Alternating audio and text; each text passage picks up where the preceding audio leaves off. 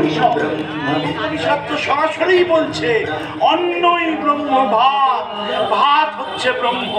কিন্তু শঙ্কর বলছেন ঠিক উল্টো কথা।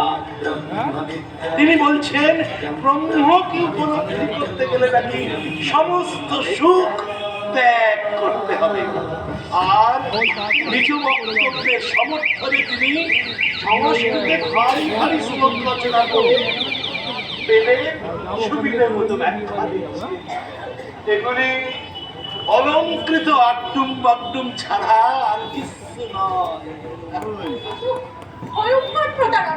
যুগ যুগ ধরে বহু মহাপণ্ডিতই এই প্রতারণা করে আসছে। ফলে মানুষের অবস্থা হয়েছে অকুল সমুদ্রে ভাসমান ভেড়ার মতো। মানুষের প্রতারণা মেনে নিল কেন? ইকোনমিস্ট দ্য গ্রেট কৌটিল্য বলেছেন রাজকোষে অর্থাভাব ঘটলে নতুন দেবতার আমদানি। ভক্তি এমনই